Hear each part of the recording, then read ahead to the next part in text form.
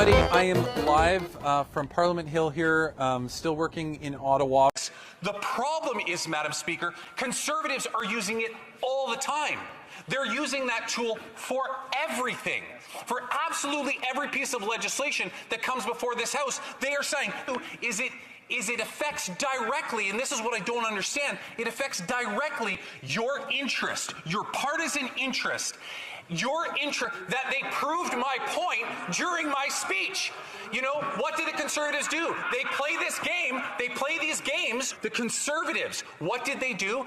They didn't even speak to the motion, the bill when it was on the floor. Go back and look at Hansard. Go back and watch the videos. They spoke about just about everything except Bill S5. Why, Madam Speaker? The member from Leeds, Grenville, Thousand Islands, Rideau Lake, my neighbor is orchestrating all this right now, standing right behind the door there, orchestrating it, encouraging it.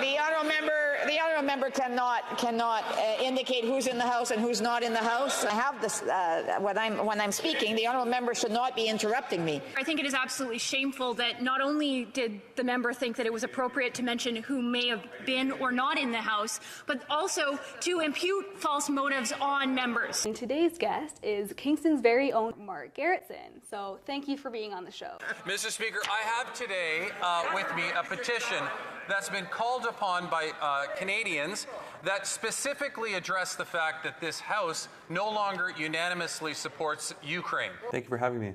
So are there any hobbies or interests you enjoy? Like, what do you do to relax? That's a very good question. I play on my iPad.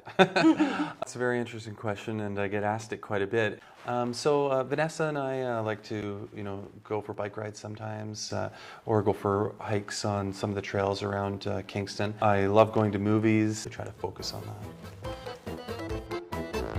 I'm absolutely pleased to be here with you today. What we're seeing and what we're projecting from a government point of view, from a municipal government point of view, is that as the baby boomers retire and move on, and as with life comes, die, and why is that a problem? A lot of people quite often ask. I will say, Mr. Speaker, in all my time presenting a petition, I have never been heckled by the Conservatives, but they're literally heckling me while I'm trying to present a petition on behalf of Canadians. It's a problem because in Kingston, for example, we have the infrastructure to support 125,000 people, our current population. Now, if that population all of a sudden drops to 110,000 people, it means that those 110,000 people will then have to start to support the resources that were built for 125,000 people. So you can see how important it is for us to take immigration so seriously. I'm a big snowboarding fan, and I try to go as often as I can, but it is hard because when you're always thinking about work, it's hard to turn that off. Can you tell us a little bit about some of your previous occupations?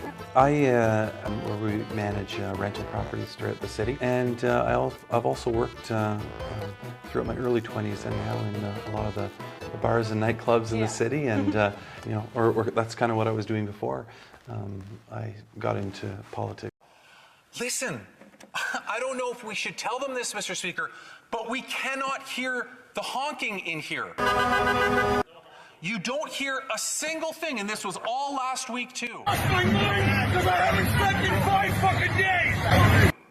You don't hear a single thing in here. You don't. It has to fucking stop. The honking will continue until freedom improves. And you almost forget that it's even happening until you get up and leave and go outside and you see it again.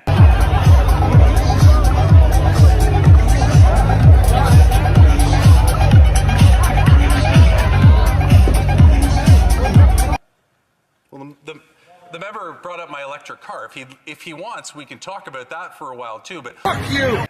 Meanwhile, all of the activities that have been going on. You know, the scenes of the bouncy castles, the hot tubs, those other things, that's what happens on the weekend. On the way. But instead, this protest has come here and just completely made the people that live here irate. Everybody needs a hug. It's impacting the people that live here. This is history in Canada, and this is an important thing for them to see. They've made their point, and now it's time to dispense of the activities and to go home. And that's what we heard from the public safety minister yesterday, essentially saying they don't want to see another weekend of parties and hot tub.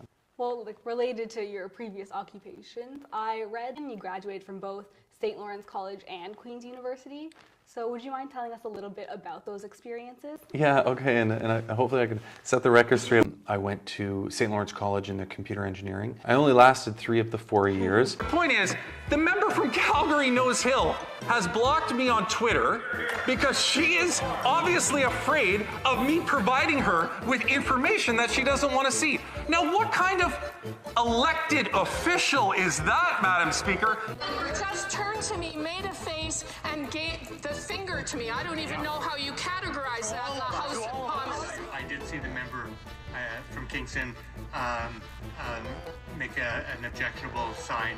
I admit that what the members are indicating that I did do, and I unreservedly apologize for displaying my frustration that way. So that's a bit of the background, and I'm glad I had the opportunity to set the record straight on the fact that I didn't quite graduate from St. Lawrence College. Even the leader of the opposition's recently met with and toured the trailer of supporters of Diagolon, a group described by the House of Commons as, quote, violent extremist organization, end quote. This government's policies have been focused on promoting diversity, respect, and equality amongst all Canadians. On that side of the House, however, we learned last week that the leader of the opposition visited an encampment set up by individuals linked to extreme far-right groups like Diagolon. After having been photographed shaking hands with the leader of that organization, the committee strongly condemn A, the white supremacist group Diagolon, and B, any attempts by the Conservative Party politicians to court far-right extremists. The Honourable Parliamentary Secretary. If I understood that member correctly, Mr. Speaker, he just asked and questioned whether I was towing a Liberal Party line or a Communist Party of China line. CSIS says Diagolon encourages and inspires serious violence. Can the government please reiterate how we will keep Canadians safe? My response to that member is, let's go outside and say it to me in public. That's great. So that's all the questions that I have right now. So thank you for watching.